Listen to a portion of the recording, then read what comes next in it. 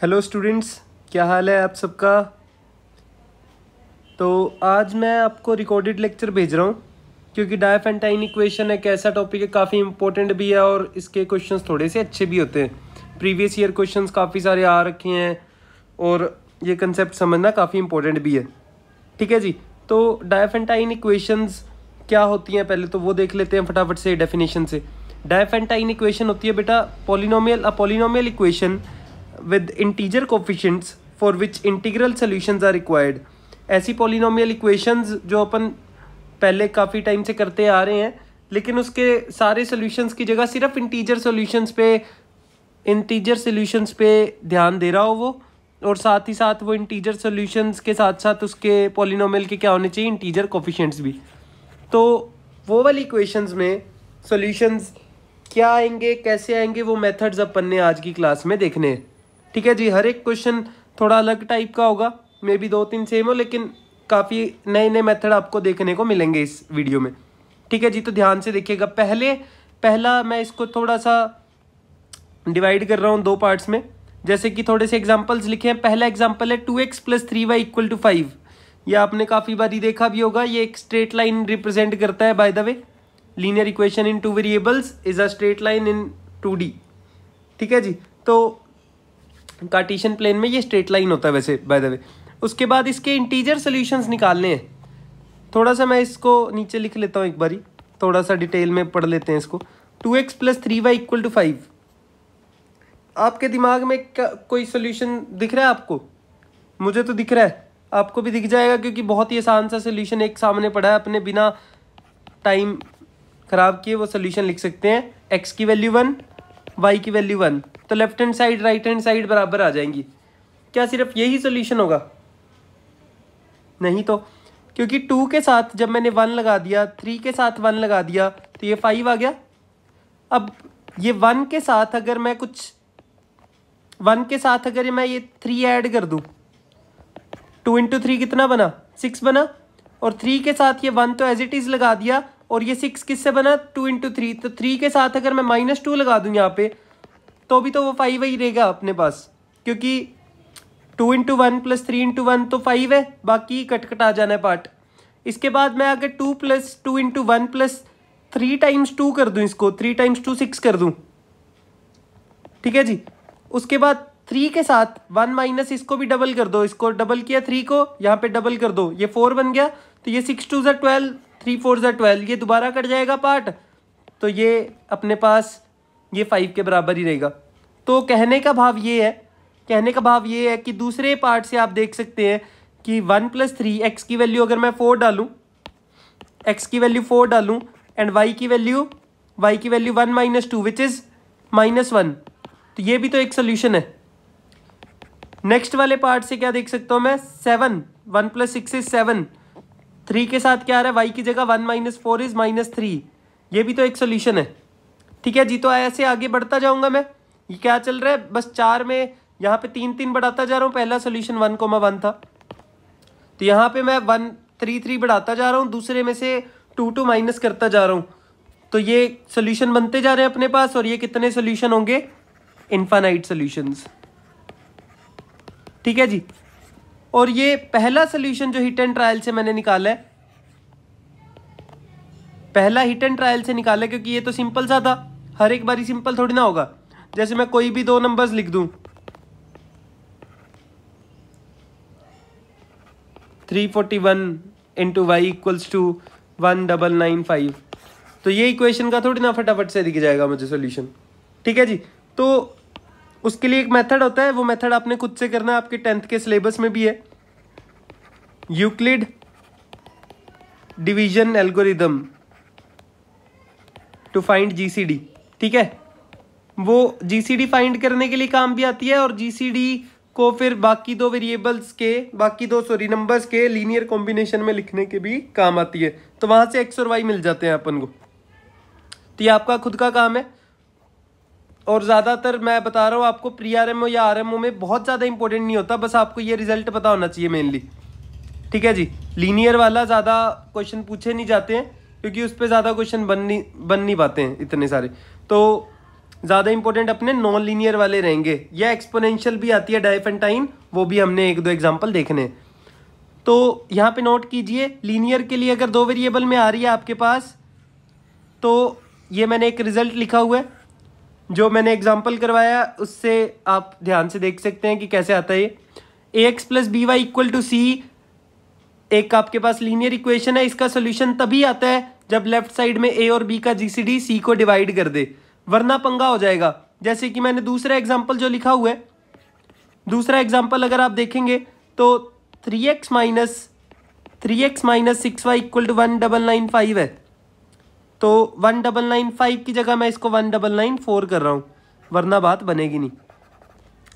तो यहाँ पे 3x minus 2y equals to 1994 आया। x माइनस 2y की वैल्यू क्या आ गई 1994/3। जीसीडी क्या था 3 और 6 का 3 था।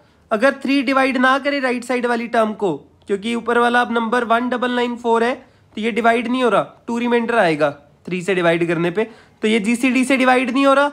अब लेफ्ट हैंड साइड देखिए, जो जीसीडी है वो तो कॉमन आके राइट साइड में भेज ही सकता हूँ मैं हमेशा, जनरल में भी। लेफ्ट साइड में एक्स और वाई इंटीजर सॉल्यूशन ही निकालने, तो इंटीजर्स है एक्स एंड वाई, तो एक्स माइनस 2y इंटीजर होगा, वो कभी किसी फ्रैक्शन के बराबर थोड़ी ना आ सकता है, मतलब इसके बराबर तो आ नहीं सकता, तो यहाँ से नो सॉल्यूशन आ जाएगा। तो अगर जीसीडी आपका डिवाइड ना करे सी को, तो आपका उस केस के लिए ax plus B Y equal to C में नो सॉल्यूशन आएगा। उसके अलावा अगर एक्स वाई जीसीडी डिवाइड कर जाए, जैसे कि 2x plus 3y equal to 5 था, इसमें जीसीडी तो 2 और 3 का 1 था, तो इसमें तो सोल्यूशन आना ही था। तो उस केस में जो सोल्यूशन आएगा x नोट y नोट, तो इन जनरल आप यूक्लिड डिवीजन एल्गोरिदम से निकाल सकते हैं। ठीक है जी। ये x नोट y नोट निकालने के बाद बाकी के सोल्यूशन कैसे होते हैं, इस टाइप के। x नोट में कुछ ऐड करते हैं, वो ऐड क्या करते हैं बेसिकली, जो वहां पे तो 3 ऐड हो रहा था 2 वाले में, 2x plus 3y equal to 5 में, यहां पे क्या ऐड होता है in general b upon D, जहां पे d होता है GCD of a comma b। वहां पे जीसीडी 1 था, इसलिए कोई दिक्कत नहीं थी। x nought plus b by D into T, Y की वैल्यू आती है y nought minus a by D into T. तो ये सॉल्यूशंस बनते जाते हैं, t की वैल्यू आप चेंज करते जाइए, t की वैल्यू 0 डालिए तो यही वाला सोल्यूशन आ जाएगा x note y note. t की वैल्यू 1 डालूंगा तो एक नया सोल्यूशन मिलेगा, t की वैल्यू 2 डालेंगे तो नया, t की वैल्यू -1 डालेंगे तो नया सोल्यूशन। ऐसे करते हुए आपके पास इनफाइनाइट सॉल्यूशंस आपको इस वाली इक्वेशन के, इस वाली लीनियर डायफेंटाइन के मिल जाएंगे। ठीक है जी। तो ये तो बात हुई अपनी लीनियर वाले की। बाकी अपन ने देखना है आगे काम है अपना, अगला काम जो मोस्ट इंपॉर्टेंट काम है आज की क्लास का, वो ये वाला है, ये वाला नॉन लीनियर। ये क्वेश्चंस हमने करने भी हैं कुछ तो इसमें से, जैसे कि ऐसे क्वेश्चंस आएंगे जिसमें डिग्री 1 से बड़ी होगी ऑब्वियसली, तभी नॉन लीनियर है वो। उसके बाद 2 वेरिएबल्स आ सकते हैं, 2 से 3 आ सकते हैं, 3 से 4, ज़्यादातर 3 तक रहते हैं, बाकी आपके पास आने को 1000 भी आ सकते हैं। ठीक है जी। तो अपन को मेथड्स देखने हैं कि क्या क्या मेथड्स हैं, उसके बाद उनको अप्लाई करना है अलग अलग क्वेश्चंस में। ठीक है जी। चलिए जी आगे बढ़ते हैं अपन, आगे बढ़ के अपना काम स्टार्ट करते हैं जो ज़्यादा इंपॉर्टेंट भी है, नॉन लीनियर डायफेंटाइन इक्वेशंस। ठीक है जी। तो ये काफ़ी टिपिकल सा क्वेश्चन है, ऐसे क्वेश्चन आ भी रखे हैं पहले ओलंपियाड में, प्रीवियस ईयर क्वेश्चन भी करेंगे इसके बाद हम एक। तो ये क्वेश्चन क्या है, determine the integers n for which n square minus 7 is a perfect square. तो आपको तो दिख रहा होगा कि ये तो इक्वेशन ही नहीं है, तो डायफेंटाइन कैसे है जी। तो स्टार्टिंग में आपको पहले तो लिखना है इसमें क्या पूछ रहा है, ये ऐसे n बताने हैं, ऐसे इंटीजर्स बताने हैं, तो इंटीजर सॉल्यूशंस ही बताने हैं, और साथ में ऐसे इंटीजर्स बताने हैं जिसके लिए क्या बन जाए इक्वेशन, एक परफेक्ट स्क्वायर बन जाए। लेट्स से वो r स्क्वायर बन गई, तो हमें n की ऐसी वैल्यूज बतानी है जिसके लिए LHS एक परफेक्ट स्क्वायर है। तो ये इक्वेशन बन गई, और ये 2 वेरिएबल्स में पॉलिनोमियल मान सकते हैं आप इसको, तो n square minus r square equal to 7 आ गया। ठीक है जी। अब आपने मेथड्स ध्यान से देखने हैं जी। तो लेफ्ट साइड को फैक्टराइज करने की ट्राई करनी है आपने, इसमें तो आराम से हो ही रहा है 7। तो राइट साइड में अब ये 7 कितने वेज में फैक्टराइज हो सकता है, देखिए इसको मैं 7 × 1 भी दे सकता हूँ। देखिए चलिए मैं इसको और थोड़ा अच्छे से बताता हूँ आपको। अब ये केसेस देखिए क्या क्या बन सकते हैं। केस 1, जब n-r 7 हो एंड n+r 1 हो तो इन दोनों का प्रोडक्ट 7 बनेगा। ठीक है जी। केस 2, n-r की वैल्यू 1 हो जाए, n+r की वैल्यू 7 हो जाए तो भी तो प्रोडक्ट 7 बनेगा। ठीक है जी। इसी तरीके से और भी केस आएंगे। कौन कौन सा केस बचेगा? n-r की वैल्यू -1, n+r की वैल्यू -7 तो भी प्रोडक्ट 7, n-r की वैल्यू -7, n+r की वैल्यू -1। इसी तरीके से और केसेस भी आते जाएंगे। जैसे केस नंबर 5 आएगा, n-r की वैल्यू √7, n+r की वैल्यू √7। ऐसे तो ये ख़त्म ही नहीं होंगे। तो ध्यान से नोट कीजिएगा कि ये जो लास्ट केस मैंने बनाया है ये केस कभी लेना ही नहीं है, क्योंकि राइट साइड इंटीजर ही नहीं है अपने पास। जब मैं इन दोनों को ऐड कर रहा हूँ तो 2n बनेगा ना, 2n = 2। राइट साइड में ऐड करने पे तो इंटीजर बन ही नहीं रहा है, तो अपन ने सिर्फ वही केसेस लेने हैं जो इंटीजर वाले हैं। राइट साइड में फैक्टराइज करके इंटीजर में लेना है बस अपन ने। ऐसे तो वरना तो 7 को मैं किसी भी तरीके से लिख दूंगा, 49 × 1/7 फ्रैक्शन में भी ले जाऊंगा। फ्रैक्शन से फिर इंटीजर सॉल्यूशंस कैसे बनेंगे? n और r दोनों इंटीजर चाहिए, राइट साइड में इंटीजर नहीं है, तो ये तो नो सॉल्यूशन वाला केस हो जाएगा ना सारे बाकी। तो सिर्फ इस केस में इस क्वेश्चन में कितने केस बचेंगे? सिर्फ 4। इनको सॉल्व करके n की वैल्यूज निकाल लेनी है। फटाफट से लिख लेते हैं इसको, क्या क्या वैल्यूज आ रही हैं। पहले केस में दोनों को ऐड करेंगे तो 2n बनेगा लेफ्ट में, राइट में 8, तो n की वैल्यू 4। यहाँ पे n की वैल्यू 4 ही आनी है, यहाँ पे n की वैल्यू -4, यहाँ पे n की वैल्यू -4। तो n की सिर्फ कितनी वैल्यूज आई? n can take 2 values, 4, -4। 4 and -4 पे n² -7 क्या बनेगा? एक परफेक्ट स्क्वायर। वो आप देख भी सकते हैं पुट करके। 4² 16 -7 is 9, 9 is a perfect square. -4 पे भी सेम काम रहेगा। चलिए जी नेक्स्ट क्वेश्चन की तरफ बढ़ते हैं। Next question is previous year question करते हैं एक, फिर आगे बढ़ेंगे।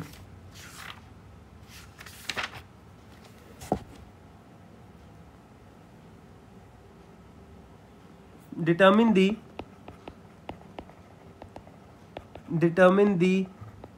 integer n for which n² + 19n + 92 is a perfect square।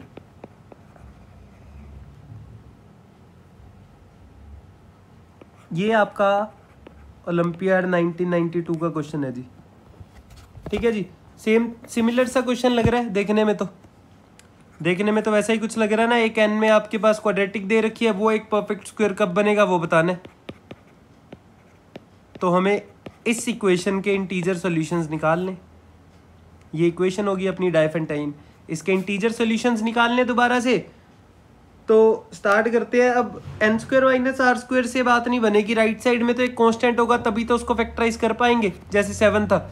अगर इसमें मैं ऐसे लिख दूं फटाफट से, n² - r² इज -92 - 19n, तो राइट साइड तो कांस्टेंट नहीं है ना, n पे वेरी कर रही है वो। तो इसीलिए पहले अपन को क्या करना है, एक होल स्क्वायर कंप्लीट करना है, ये n² + 19n वाला। तो मैं इसको 4 से मल्टीप्लाई कर रहा हूँ जी, थोड़ा सा देखने में ईजी रहेगा आपको भी मुझे भी। 4 से मल्टीप्लाई करने से क्या बना ये, +76n प्लस ये कितना बनेगा, 4 × 92 इज 368 = 4r²। तो ये बनेगा 2n + 2 × 4,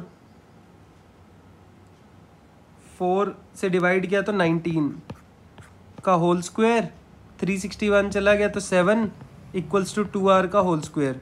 तो दिस इम्प्लाइज 2r का होल स्क्वायर -2n + 19 का होल स्क्वायर = 7। ये कैलकुलेशंस आप आराम से कर ही लेंगे आई थिंक, तो ये आप सभी कर लेंगे आराम से। अब ये क्या बन गया left side, this implies 2r - 2n - 19 × 2r + 2n + 19 = 7। दोबारा से केस बनाने, उसके बाद क्या करना है, सॉल्यूशंस निकाल लेने, n की वैल्यूज़ निकाल लेनी है। तो इसमें केस बना के आप सॉल्यूशंस निकालेंगे तो n की वैल्यूज़ आएंगी 2 सिर्फ, -8, -11। ठीक है जी।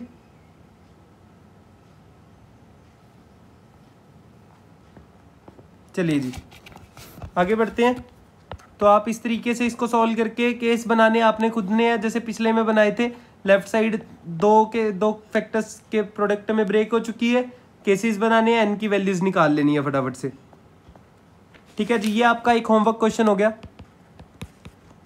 Question number 3 is your homework question. Find all the positive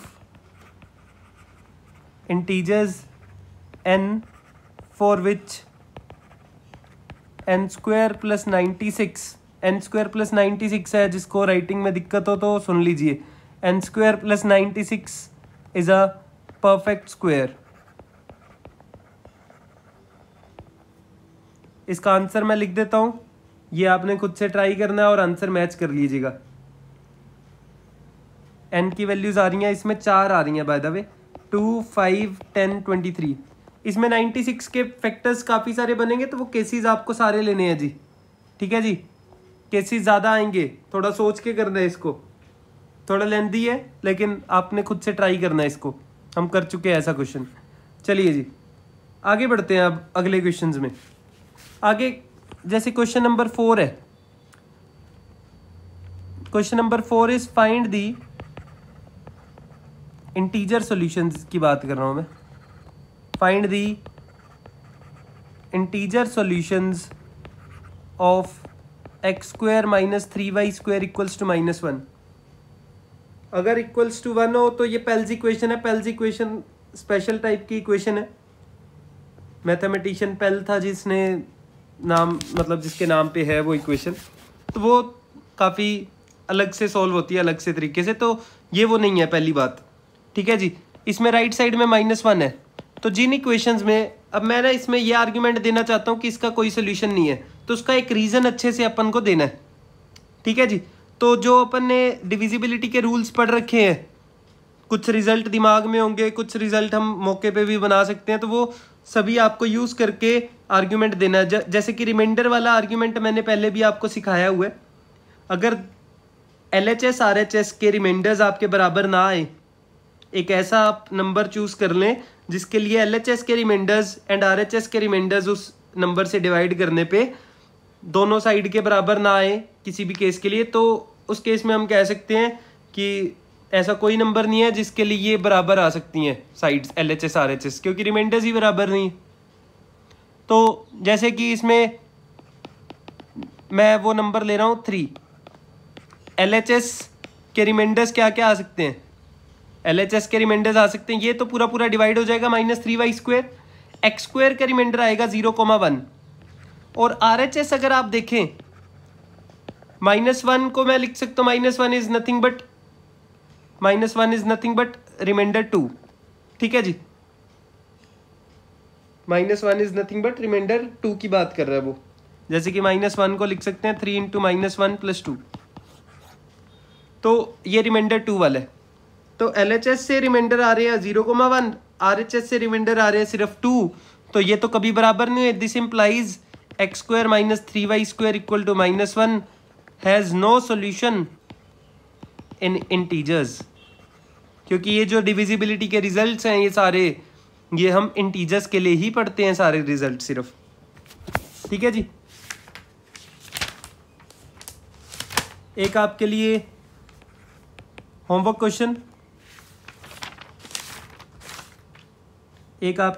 question, prove that there is no solution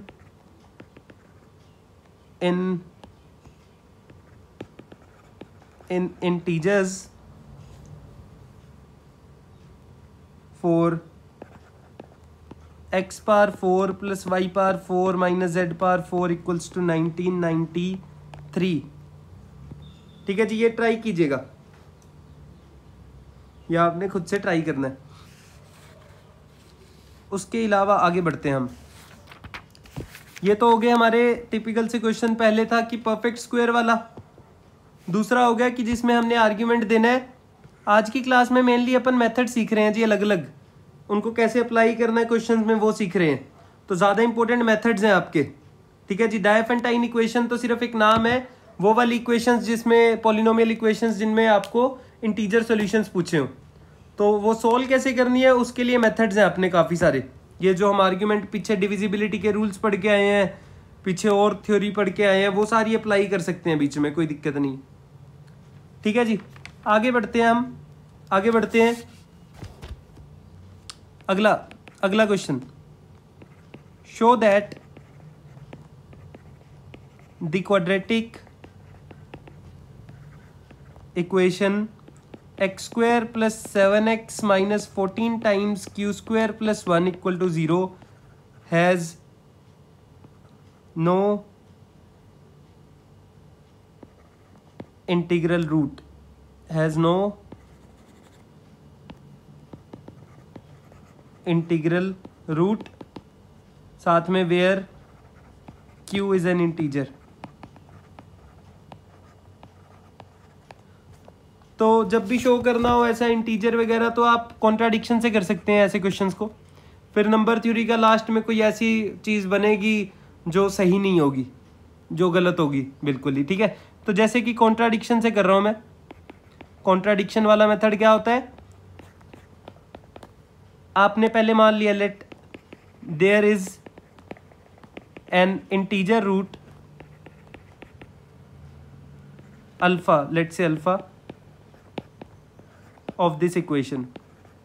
अगर रूट है तो सेटिस्फाई करेगा, तो alpha square plus 7 alpha equal to 14 times Q square plus 1 आएगा। तो अल्फा स्क्वायर की value क्या आ गई, -7 alpha plus 14 times Q square plus 1।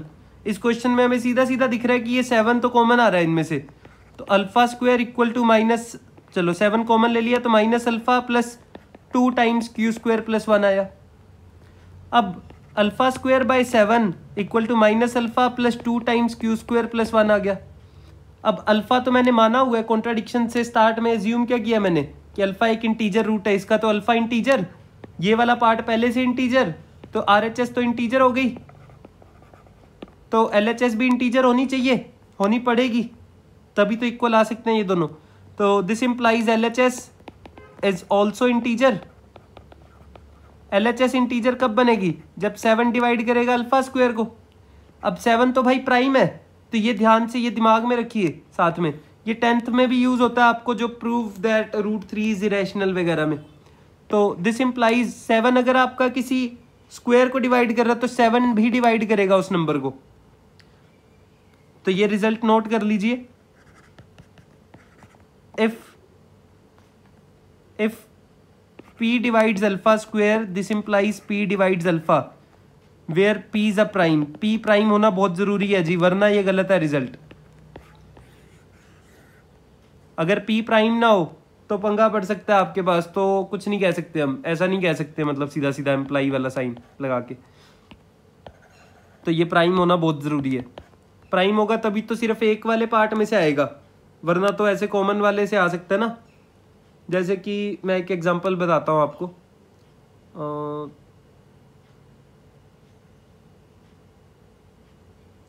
Wait कीजिए एक सेकेंड। जैसे कि 8 डिवाइड्स किसी का स्क्वायर 4 स्क्वायर, 8 डिवाइड करता है 4 स्क्वायर को, बट 8 डज नॉट डिवाइड 4, ठीक है जी। 8 16 को तो डिवाइड करता है ना, तो अगर ये P प्राइम ना हुआ तो दिक्कत ही दिक्कत है, ठीक है जी। आगे बढ़ते हैं, जहां तक कर लिया था हमने यहां तक कर चुके हैं। तो यहां से क्या आ गया कि 7 अल्फा को डिवाइड कर रहा है, दिस इंप्लाइज अल्फा क्या आएगा, 7 का कोई मल्टीपल आएगा। जहां पे ये लिखना साथ में जरूरी है कि T1 क्या है, इंटीजर लिया है, जहां पे T1 क्या होगा, इंटीजर होगा। तो ये अल्फा की वैल्यू मैं इक्वेशन में पुट कर देता हूं, जहां तक बन चुकी थी अपने पास। अल्फा स्क्वायर अपॉन 7 कितना बनेगा, 7 एक तो कट जाएगा, T1 square equal to minus alpha के साथ प्लस में 2 टाइम्स क्यू स्क्वायर प्लस 1, और ये अल्फा की जगह क्या पुट करना था, सॉरी अल्फा की जगह 7T1, तो ये माइनस 7T1 हो जाएगा। तो ये 7 common, T1 square plus T1 equals to 2 times Q square plus 1 आ गया। तो यहाँ पे T1 square plus T1 equals to 2/7 के साथ क्यू स्क्वायर प्लस 1 आ गया।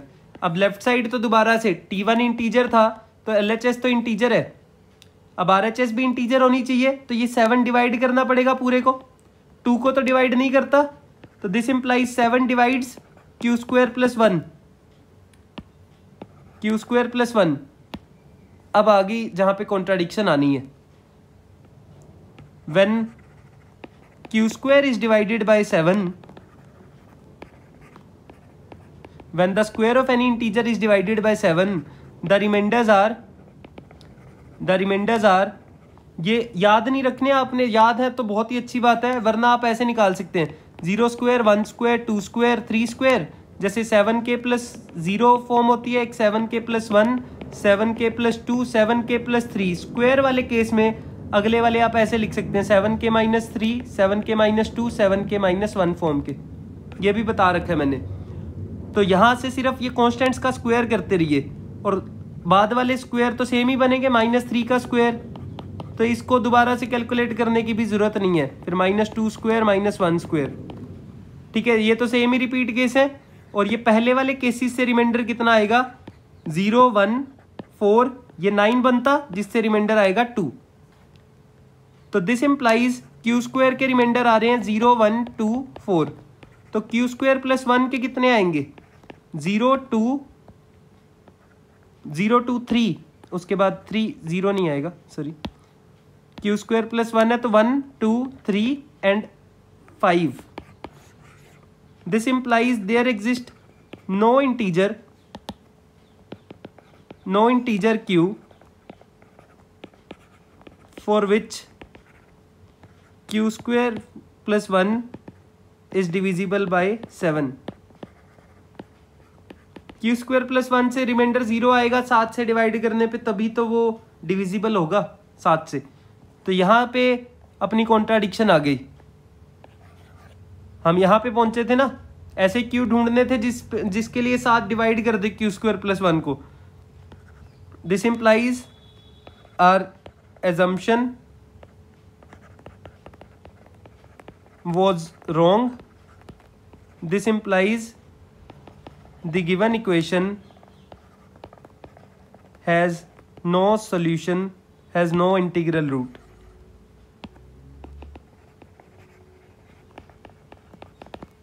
ठीक है जी, तो इस तरीके से आप ये क्वेश्चंस कर सकते हैं। आज हमने पहले क्या सीखा है, पहले हमने लीनियर डायफेंटाइन इक्वेशन देखी फटाफट से, देन हम गए लीनियर के बाद नॉन लीनियर पे आए। नॉन लीनियर में हमने पहले किए स्क्वायर के बराबर जो होते हैं questions, is a perfect square, तो उसके लिए n वैल्यूज निकालिए। वो आपका प्री आरएमओ में भी आ सकता है बिल्कुल क्वेश्चन सिमिलर सा, कि जिसमें आपको कहें कि n की कितनी वैल्यूज होंगी, n की कितनी इंटीजर वैल्यूज होंगी जिसके लिए टर्म परफेक्ट स्क्वायर बन रही है। इंटीजर टाइप में वो बन सकता है काफ़ी आराम से, प्रूफ वाला नहीं बनेगा, लेकिन ये प्रूफ के जो ये आपकी रीजंस है ये काफ़ी इंपॉर्टेंट है, आपको पता होने चाहिए। इससे आप कॉन्ट्राडिक्ट कर सकते हैं कि इसका कोई सोल्यूशन नहीं है या है, तो नंबर ऑफ सोल्यूशंस वाले में ये रीजंस भी काम आते ही आते हैं। ठीक है जी, तो नेक्स्ट क्वेश्चन में हम एक और ऐसा ही देख रहे हैं मेथड, या कह लीजिए एक और ऐसा रीजन जिससे आप क्वेश्चंस में काम कर सकते हैं। नेक्स्ट क्वेश्चन देखिए जी, नेक्स्ट क्वेश्चन है अपने पास फाइंड द इंटीजर सॉल्यूशंस पे ही हैं सारे क्वेश्चंस आज। क्वेश्चन नंबर 6 हो चुके हैं, तो ये 7वां क्वेश्चन। नंबर 7वां कुछ ऐसा रख सकते हैं हम, एक सेकेंड वेट कीजिए। Find all the integer solutions of x³ + 2y³ = 4z³। ये मैंने पहले एग्जांपल में भी लिखी थी, ये आपके पास डाइफेंटाइन है 3 वेरिएबल्स में, where X Y Z are integers, तो आपने इंटीजर सॉल्यूशंस निकालने। तो इसमें आर्ग्यूमेंट देखिए कैसे स्टार्ट कर रहे हैं हम क्वेश्चन, फिर उसमें लास्ट में आर्ग्यूमेंट क्या देंगे या रीजन क्या देंगे। सॉल्यूशन देखिए, as X cube equals to minus 2y cube plus 4z cube, तो राइट साइड तो डिविजिबल बाय 2 है, this implies 2 divides X cube, दोबारा से ये प्राइम है, एक्स क्यूब को डिवाइड करेगा तो 2 आपका एक्स को भी डिवाइड करेगा, दिस इंप्लाइज एक्स को क्या लिख सकता हूं मैं 2t1, एक्स को 2t1 लूंगा मैं, जहां पे t1 इज ऑल्सो इंटीजर। तो इसमें x की वैल्यू पुट कर दी, तो यहाँ पे 8t1 क्यूब इक्वल्स टू कितना आ गया minus 2y cube plus 4z cube, ये वैल्यू ओरिजिनल इक्वेशन में पुट कर दी। यहाँ पे 2 तो कैंसिल हो जाएगा, तो बचेगा 4t1 cube equals to minus Y cube plus 2z cube. ये तो पहले जैसी तो लग रही है इक्वेशन देखने में। इसमें मैं क्या करूँगा, वाई क्यूब की वैल्यू लिख दी minus 4t1 cube plus 2z cube, यहाँ से 2 कॉमन आ सकता है राइट साइड से, तो this implies 2 divides Y cube, this implies again 2 divides Y, तो वाई भी क्या होगा 2 का मल्टीपल होगा, वो मैंने 2 इंटू t2 लिख दिया। स्टार्ट कैसे किया था, क्योंकि 2 टर्म्स के साथ ऐसे 2 के मल्टीपल्स थे, तो मैंने ऐसे स्टार्ट किया कि 2 डिवाइड्स तीसरी टर्म को भी करेगा, वरना तो राइट साइड इवन बन जाएगी और लेफ्ट साइड तो बेचारी रह जाएगी, तो लेफ्ट साइड भी इवन आने के लिए एक्स क्या होना पड़ेगा इवन। तो इसी तरीके से स्टार्ट करते हुए वाई पे भी अपना आ गया आर्गुमेंट कि वाई भी इवन होगा। इसको पुट कर दीजिए इस वाली इक्वेशन में, इससे पहले वाले स्टेप में, वाई क्यूब कितना बनेगा 8 into t2 cube equals to minus 4 के साथ t1 क्यूब प्लस में 2 के साथ z क्यूब। इसके बाद दोबारा से 2 तो कैंसिल हो जाएगा, एक 2 कैंसिल हुआ तो बचेगा 4t2 cube equals to minus 2t1 cube plus z cube. अब इस बारी किसकी बारी आई, z की, तो this implies 2 divides z cube, this implies 2 divide z, this implies z को क्या लूंगा मैं 2 इंटू t3। इसके बाद आएगा जी जो इंपॉर्टेंट आर्ग्यूमेंट है अपना, पहले इंपॉर्टेंट है कि स्टार्ट कैसे किया क्वेश्चन, उसके बाद लास्ट में क्या आर्ग्यूमेंट दे रहे हैं वो भी काफी इंपॉर्टेंट है। t3 यहां से क्या आएगा, z की वैल्यू 2t3 आ गई, इसको यूज कीजिए इस इक्वेशन में, 4 into t2 cube equals to minus t1 cube plus 8t3 cube. तो यहां से कितना बनेगा, यहां से t1 क्यूब की वैल्यू आ गई, यहां पे मैंने कुछ पंगा तो नहीं किया हुआ, नहीं ठीक है, t1 क्यूब थोड़ा सा 2 कैंसिल करने के बाद रीअरेंज करके लिख रहा हूं मैं, 2 के साथ t2 क्यूब इक्वल्स टू 4 के साथ t3 क्यूब। ठीक है जी, तो ये इक्वेशन बन गई अपनी। हमने स्टार्ट किया था एक्स वाई जेड से, X cube plus 2y cube equals to 4z cube, ये अपने पास आ चुका है, जहां पे x इक्वल टू 2t1 लिया था, y इक्वल्स टू 2t2 लिया था, z इक्वल्स टू 2t3, ये आया था ना, यही तो वैल्यूज के लिए है ये कोरस्पोंडिंग। तो अब इसका आंसर देखिए कैसे अपन ने आर्ग्यूमेंट देना है। हमने स्टार्ट किया था इस इक्वेशन से, X cube plus 2y cube equals to 4z cube, हमारे पास आ गया कि x की वैल्यू 2t1, y की वैल्यू 2t2, z की वैल्यू 2t3 लेने पे ये इक्वेशन सिमिलर सी सेम ही बन गई। ठीक है, 2 वाला पार्ट कैंसिल हो चुका है, x की जगह t1 आ गया, y की जगह t2, z की जगह t3। तो अब इसमें आर्ग्यूमेंट देखिए, अब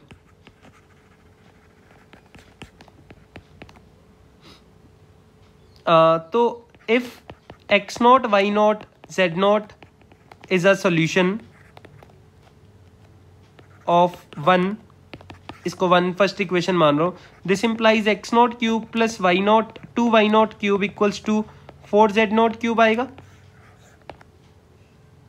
ठीक है जी, x not y not z not अगर सॉल्यूशंस है तो x नॉट की जगह यहाँ पे t1 t2 और t3 भी सॉल्यूशंस आ रहे हैं, अगर X not Y note Z note solution हैं तो ये T0 T1 T2 T3 भी तो सोल्यूशन आएगा, and T1 cube plus 2T2 cube plus sorry equals to 4T3 cube.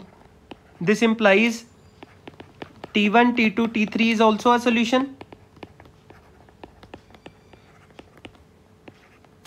T1 क्या था? T1 क्या हो गया x not by to, T2 क्या होगा y note by to, T3 क्या होगा z note by to. Is also a solution.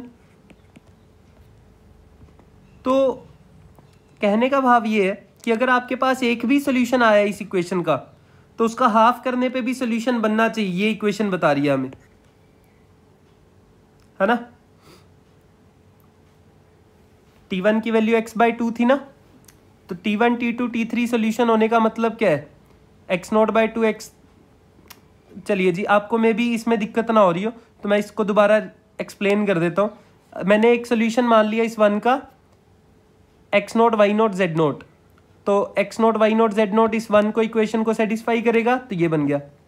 उसके बाद देखिए जी, उसके बाद मैं दोबारा से एक्सप्लेन कर रहा हूँ इस चीज़ को. नीचे हमारे पास था कि x की वैल्यू 2T1, y की वैल्यू 2T2, z की वैल्यू 2T3 डालने पे ये बन जाता है. ठीक है जी, तो T1 की जगह मैं क्या रखूंगा, x by two plus Y by two times Y by two का cube equals to 4 times z by two का होल क्यूब. तो अगर x note Y note Z note solution है तो 1/8 के साथ 1/8 ही तो कॉमन आएगा.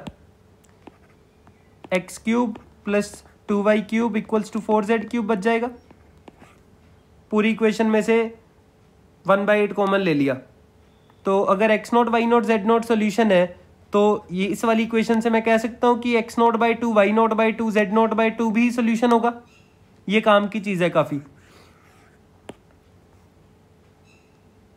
अगर x not by two, Y not by two, Z not by two को मैं x1 y1 z1 मानूं तो उसका हाफ भी सोल्यूशन आएगा, क्योंकि ये वाली इक्वेशन तो आगे आगे बढ़ती जाएगी ना, बाई टू होती जाएगी.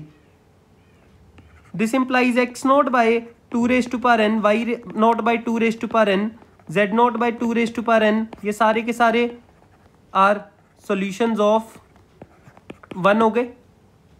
ठीक है जी, इसको आगे आगे बढ़ाते जाएंगे, अपॉन टू करते करते इनफाइनाइट सॉल्यूशंस बन गए.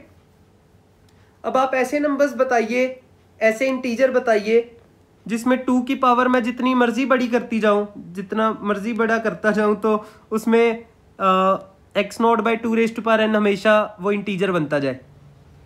ऐसा कोई भी नंबर नहीं होता जी, ऐसा कोई भी नेचुरल नंबर नहीं होता जिसमें मैं 2 से डिवाइड करता जाऊँ इन्फानाइट टाइम्स तो वो इंटीजर बनेगा. ठीक है जी, तो वो सिर्फ एक नंबर है, नेचुरल नहीं होता, वो होल नंबर है. x नोट की वैल्यू 0 जिसमें इन्फानाइट 2 से डिवाइड कर सकता हूँ मैं, y नोट की वैल्यू भी 0 एंड z नोट की वैल्यू भी 0 आएगी. तो this implies the only solution is 0 0 0. Important क्या था इसमें स्टार्ट करना, फिर हम इस इक्वेशन तक पहुंच गए. ठीक है जी, मतलब फिर इसके बाद आर्ग्यूमेंट ये था सिंपल सा कि अगर x note Y note Z not कोई सोल्यूशन है इसका तो उसका हाफ भी सोल्यूशन बनेगा, फिर आगे उसका हाफ भी सोल्यूशन बनेगा. तीनों को मैं 2 से डिवाइड कर दूं, वो ये इक्वेशन बता रही है. ठीक है जी, उसके बाद फिर ऐसे फिर मेन रीजन था इसमें कि ये वाला एक इनफाइनाइट सॉल्यूशंस बन गए अपने पास. और ऐसे नंबर तो कोई कौन सा होता है जो 2 की हर एक पावर से डिवाइड होता रहे, वो सिर्फ एक 0 होता है. उसके अलावा कोई भी ऐसा नंबर या इंटीजर नहीं है जो इनफाइनाइट 2 से डिवाइड होता रहे और फिर भी इंटीजर बनता रहे हर एक स्टेप पे. तो इसीलिए द ओनली सोल्यूशन इज 0,0,0. ये काफ़ी इंपॉर्टेंट था जी, आज की क्लास का सबसे इंपॉर्टेंट क्वेश्चन, और अलग सा आर्ग्यूमेंट यही वाले में था.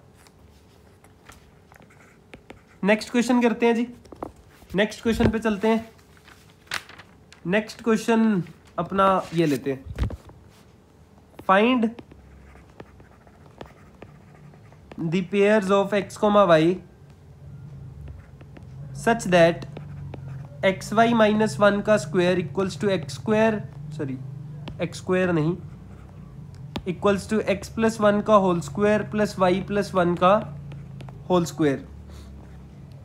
अब इसमें इंटीजर सॉल्यूशंस निकालने हैं, X Y are integers. Start करते हैं। जब भी 2 वेरिएबल में इक्वेशन आए, 4 में, जितने में भी आए, आप ऐसा कर सकते हैं। अगर तो आपने ये कहना कि कोई सोल्यूशन नहीं है तो एक डिवाइजर ढूंढिए जिसके लिए LHS RHS की क्या कहते हैं रिमाइंडर्स बराबर ना आए। अगर आप सोल्यूशंस निकालना चाहते हैं तो फैक्टराइज करना पड़ेगा या कुछ और आर्ग्यूमेंट देने पड़ेंगे आपको, ठीक है। जैसे पिछले में एक नया आर्ग्यूमेंट सीखा हमने, वो भी कर सकते हैं काम, लेकिन वो एक स्पेशल टाइप की इक्वेशंस में ही हो पाएगा। अभी इसमें देखिए क्या कर सकते हैं। इसको अगर मैं ओपन करके थोड़ा सा देखूं कि क्या बन रहा है ये, बाकी सारी टर्म्स को लेफ्ट में ले आया मैं, -2x -2y -2 इक्वल्स टू 0। अब ये वाली टर्म्स को अगर मैं इकट्ठा करूं, x square Y square minus X square minus Y square plus 1, ये फैक्टराइज हो जाता है फटाफट से x square -1 into Y square -1 में। जो बचेगा वो क्या बचा अपने पास, जो बचा क्या क्या बचा, ये टर्म बची और ये 3 टर्म्स बची, तो वो माइनस की हैं चारों की चारों टर्म्स, तो यहाँ पे मैं -2 कॉमन भी ले लेता हूँ। बचा X Y plus X plus Y plus 1, -2 के साथ ये आगे फैक्टराइज हो जाता है, x plus 1 into Y plus 1। इसके बाद लेफ्ट साइड पूरी अगर फैक्टराइज हो रही हो तो काम अपना आसान बन जाता है। राइट में कोई भी कांस्टेंट हो, राइट में इस बारी तो 0 है, तो 0 तो और भी काम आसान कर देगा। तो यहाँ पे लेफ्ट साइड में से कॉमन क्या आ सकता है, x -1 इंटू वाई -1, नहीं प्लस वाले कॉमन आ सकते हैं। अंदर बचेगा x -1 वाई -1 -2 इक्वल टू 0। तो कहने का मतलब है कि ऊपर वाली इक्वेशन 1 सेटिस्फाई कब कब हो सकती है, जब x प्लस 1 0 या तो y प्लस 1 0। यहाँ पे देखिए x प्लस 1 इक्वल टू 0 पे कितने सोल्यूशंस मिलेंगे अपने पास इस इक्वेशन के। x की वैल्यू -1 लेने पे y कुछ भी ले लूँ मैं तो ये इक्वेशन सेटिस्फाई होती है। जैसे मैं x की वैल्यू -1 y की वैल्यू कुछ भी 100 ले लूँ तो लेफ्ट साइड क्या बनेगी, -100 -1 -101 का square equals to x plus 1 का स्क्वायर कितना बना, 0 स्क्वायर प्लस y प्लस 1 का स्क्वायर बनेगा 101 स्क्वायर। तो x की वैल्यू -1 लेने पे y कुछ भी लीजिए आप, कुछ भी, इनफाइनाइट नहीं, infinite is not a number, natural number या इंटीजर, तो वो सारे के सारे सॉल्यूशंस आते जाएंगे आपके पास x की वैल्यू -1 पे। तो ये इनफाइनाइट सॉल्यूशंस है, इनफाइनाइट सॉल्यूशंस। कौन से, -1 पे कोई भी मैं t ले लूँ जहाँ पे t इंटीजर है, तो ये इनफाइनाइट सॉल्यूशंस, इनफाइनाइट पेयर्स आ गए। ऐसे ही दूसरे में y प्लस 1 इक्वल टू 0 पे क्या आएगा, y की वैल्यू -1, तो ये इनफाइनाइट पेयर्स दोबारा से आ गए, इनफाइनाइट सॉल्यूशंस। और कौन से, t2 -1 लेट से, जहाँ पे t2 भी कोई भी इंटीजर लीजिए, साथ में अगर y -1 है तो वो भी सोल्यूशन बनेगा ही बनेगा। या तो क्या हो, x -1 इंटू वाई -1 की वैल्यू 2। अब ये तो पहले फैक्टराइज कर ही रखा है हमने लेफ्ट साइड में, तो इसके आगे केस बनेंगे। केस 1, जब x -1 की वैल्यू 2 हो, y -1 की वैल्यू 1 हो, ये पहला केस। तो यहाँ पे x की वैल्यू क्या आएगी 3, y की वैल्यू 2, ये एक नया सॉल्यूशन आ गया 3, 2। या तो x -1 की वैल्यू 1, y -1 की वैल्यू 2, तो यहाँ से x की वैल्यू आएगी 2, y की वैल्यू 3, तो एक और सॉल्यूशन आ गया 2, 3। और भी आपने सॉल्व करना है, अभी ये सिर्फ 2 ही केस किए हैं। तीसरा केस क्या होगा, x -1 की वैल्यू -2, y -1 की वैल्यू -1, तो यहाँ से x की वैल्यू आ गई -1, y की वैल्यू 0। ये भी सॉल्यूशन है, लेकिन ये हमने पहले कंसीडर कर रखा है, पहले इस वाले में, क्योंकि इस वाले में -1 x की वैल्यू रखते ही t को 0 रखूंगा, तो ये तो पहले से इंक्लूड हो चुके हैं। ठीक है जी। लास्ट केस, ये पहला, ये दूसरा, ये तीसरा है, और ये चौथा क्या होगा, x -1 -1, y -1 -2, तो x की वैल्यू 0, y आ गया -1। और ये भी बाय द वे हमारा इंक्लूड हो चुका है, कौन से में, इस वाले में।